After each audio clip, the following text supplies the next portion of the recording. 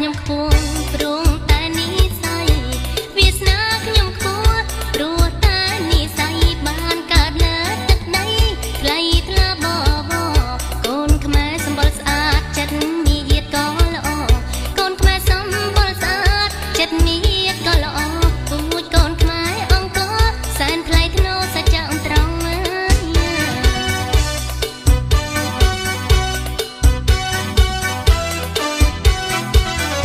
ដីខ្មែរតូចពិតតែគួរឲ្យស្រឡាញ់ដីខ្មែរតូចពិតតែគួរឲ្យស្រឡាញ់មានទីក្រុងភ្នំពេញដែលជាបេងដូងសៀមរាបមានប្រាសាទអង្គរវត្តតំណាងជាតិផងគ្រប់ខេត្តសម្បូរសម្បត្តិធម្មជាតិកន្លងចិញ្ចឹមជីវជនបនបកតាំងពីយូរលង់ណាស់មកហើយ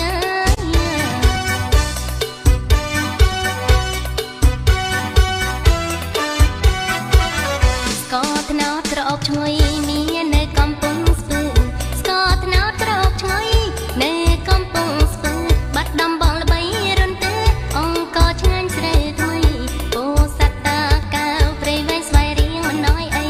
ពោសត្វតាកៅស្វាយរៀងព្រៃវែងមិនណយអីកំពង់ឆ្នាំងភ្នំកងរៃជុំរកត្រីមហេមា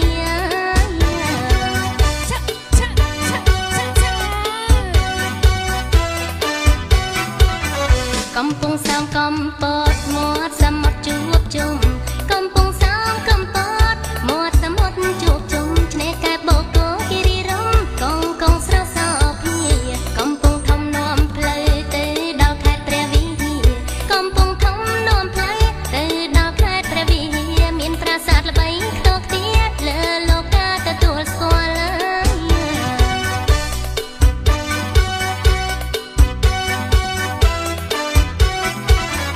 មាប្រាក់ត្បូងពេជ្ររំលេចពណ៌ស្រស់ឆ្អៅឆ្អិនមាប្រាក់ត្បូងពេជ្ររំលេចពណ៌ស្រស់ឆ្អៅឆ្អិនសម្បូរនៅក្រុងបៃលិនគ្រប់គ្នាចង់ទៅដល់ដើមឈើប្រណិតនៅគិរីមណ្ឌលរតនគិរីសម្បូរឈើថ្នាំនិងភោគផលទេសភាពត្រកាលនិមលបើបានយល់ចិត្តរីករាយ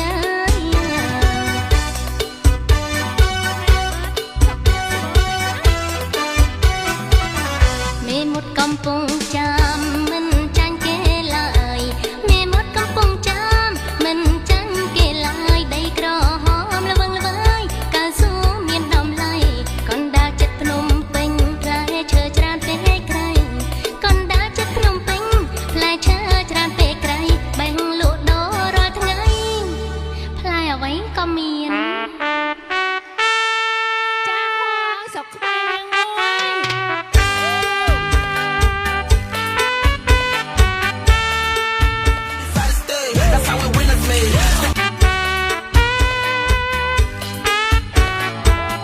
ក្រចេះស្ទឹងត្រែងកន្លែងសម្បូរសត្វព្រៃ